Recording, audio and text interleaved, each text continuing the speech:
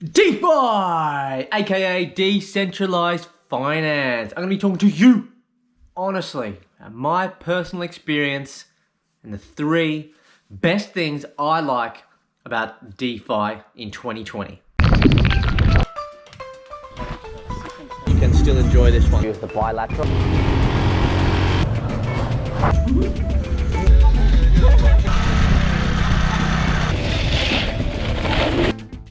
What is good, viewers of the tube? I'm sorry if I'm coming up a little bit aggressive this morning. I am a little bit peed off.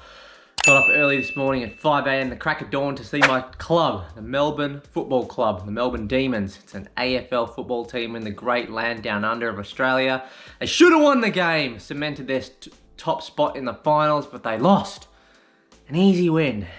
And even though I've got no control over it whatsoever, I can't help but just get so emotionally involved. Thanks for that, Dad. So to make up for it, the only thing that can really make me feel a little bit better is, well, simply opening up a nice minor figures coffee, a nitro cold brew with a silly duck on the side. Not trying to promote the product, it's just that something, a little sound that's gonna make you feel a little bit better, and you're probably gonna get a little bit of a kick out of it yourself, so listen closely. Ooh. Oh yeah. How good is that? No cow's milk, okay? So if you are in London, that's the great town where we are filming this, and you like a nice coffee, then you can pick these up from any health food store. The first thing I love about DeFi in 2020 is that it is non-custodial. Write that one down, folks. So what do I mean exactly? Well, to give you an idea, let's use Binance Exchange as an example. There are many different applications that you can use DeFi for, okay? One of those is margin trading, okay? So you can do margin trading on Binance. However, if you're doing margin trading on Binance, you have to have your funds that you are trading with locked up on Binance, which is a third-party exchange. So your funds are on the exchange. Binance has custody of your funds, not you. Okay, now let's take a DeFi app, for example. You can engage in things like margin trading, lending, borrowing, okay? Yield farming, where you actually have control over your funds. All of these efforts are taken out of your wallet. So say, for example, let's use an ERC20 wallet, MetaMask, one of the more popular ERC20 wallets. So you've got your MetaMask wallet, you're engaging in some margin trading. Instead of your funds being held up in that third-party exchange, you still have control, or much more control over them within your own wallet, okay? So you are taking custody of your assets, you have control over your assets, okay? The third-party exchange doesn't have control. It's a really huge benefit. Remember, it comes back to one of the first things you ever hear in crypto. It's dated back, I don't know, probably from the beginning of time. Not your keys, not your crypto. You got your money on an exchange like Binance, no matter how much you feel like you can trust them, at the end of the day, just like your third-party bank, they can turn around and lock down your account without warning. They can make up a reason, and there's nothing you can do about it in the short term. However, you're using a DeFi service, you keep custody, or at least more custody of your assets, of your funds. You've got control of your keys. Massive point for number 1, and a massive point for DeFi. The second thing I love about DeFi in 2020 kind of continues on from the first point about it being non-custodial. Now, let's think of average user adoption, okay? The average user still, okay, is a little bit hairy. They're a little bit like, ooh, sensitive when it comes to crypto. It's still, it's still got a bit of a way to go when we're talking about mainstream adoption. However, I believe that DeFi is going to be, or already is in many ways, and is going to continue to be a nice bridge between the traditional finance and the new modern finance 2.0, as I like to call it, okay? The fact that users can be taught how to have control over their own funds rather than leaving them on an exchange, it's a lot easier to sell that idea to someone. And then following on from that, if you are doing yield farming or if you are doing lending, now don't have a go at me in the comments. I know that DeFi is obviously not completely risk-free. I'm not saying that at all, but it is a lot safer to basically lend your tokens out, okay, in a decentralized manner on some of these DeFi platforms. And they give really good interest rates from upwards of 5%, sometimes 10, 12% on stable coins, okay, as well as many other coins. And you've got a lot of options there, a lot of platforms to choose from. Okay, why is this good? Because it takes out a little bit of the volatility. You want to get someone new into crypto, but they say, oh, but isn't the price of Bitcoin like up, you know, at 20,000 and then it went down to 3,000 and you're just kind of standing there like, oh, actually, yeah, you're right. It's a bit of an issue, okay? You can take it with the good with the bad. Obviously, if you're selling high and buying low, it's a good thing. The fact of the matter is people are either holding or they're buying high and they end up selling low because they've got fear. Well, not FOMO, I guess, yeah. They're just freaked out. They don't want to lose all their money. This is going to be an issue, another little issue for mainstream adoption. Again, to summarize on that second point, DeFi addresses this because instead of these average investors jumping straight into a really volatile asset like Bitcoin or another crazy altcoin, because there are just so many of them today right now, they can just jump into staking their stable coin. So instead of, your argument to them can be, look, instead of having your 10 grand saved up in an inflationary global currency, fiat currency like the US dollar, why don't you just invest half of it?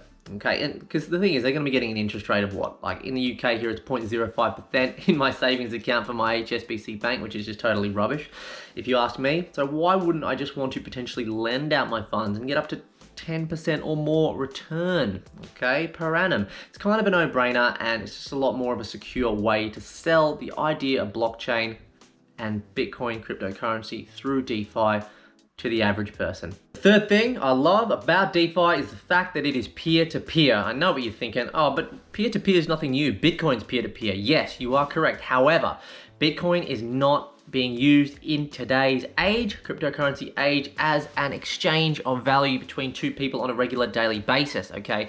Remember, folks, Bitcoin has changed its evolution over the last 10 years because things can change, okay? So Bitcoin cashers out there, or, you know, those people who think, oh, no, but the white paper originally said that it was meant to be cash and, you know, it's not liquid and yada, yada, yada. I don't care about that. Times change, things change, okay? Bitcoin is a store of value now, all right? It's too cumbersome to try and trade with high liquidity, and it just takes too long. That's very true, but it doesn't mean the value goes away from Bitcoin. Bitcoin is anonymous. Satoshi Nakamoto is anonymous. It is less likely to be shut down. Well, I personally think it's impossible that anyone can shut it down, and it will remain as the global reserve currency. I believe it is today. People just don't know it yet. And for people who don't believe that it is, well, they'll see very soon that it will be. And that is what gives it its value as digital gold, okay? Whilst also being peer-to-peer, all right, versus DeFi. Now, the great thing about DeFi being peer-to-peer is that it, again, kind of involves itself a little bit with the traditional financial institutions and systems, okay?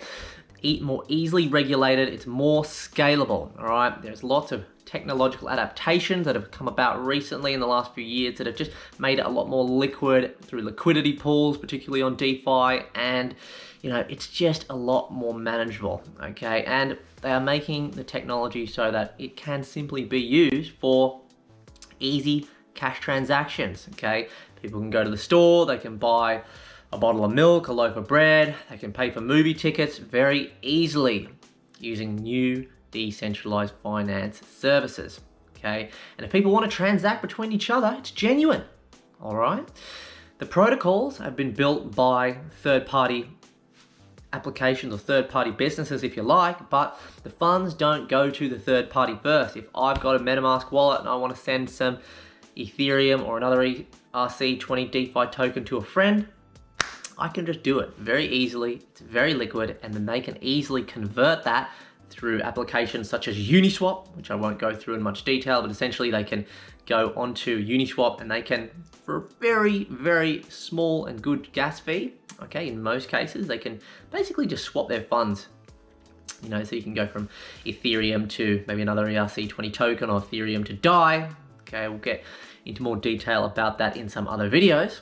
But it's peer-to-peer, and it's just scalable, and it has a real world purpose. To really summarize this video, I just want to really clearly state that DeFi is going to bring more average individuals and investors into the cryptocurrency space.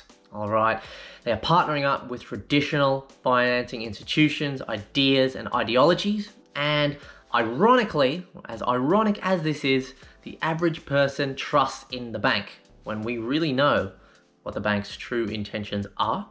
And they don't trust crypto when we really know that if they just educated themselves about how to manage their crypto securely and safely, manage risk, right, in a variety of steps or a number of steps, then actually they're gonna be a lot better off, a lot safer, and they're just gonna have a better life. We all know it. So the irony's there, we love it, it's great, but it's all about educating the average person, getting the average person into the space, and DeFi is a solid backbone, and I believe it will continue to be going into the future.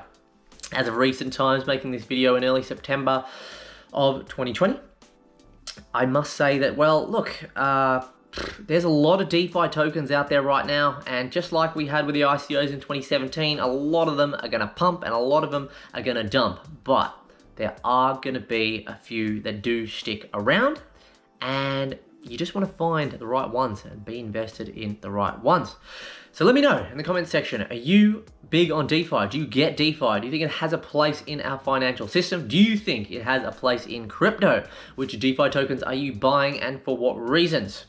I'd love to hear your comments in the comments section. That's it for now, folks, and peace out till next time. Cheers, viewers.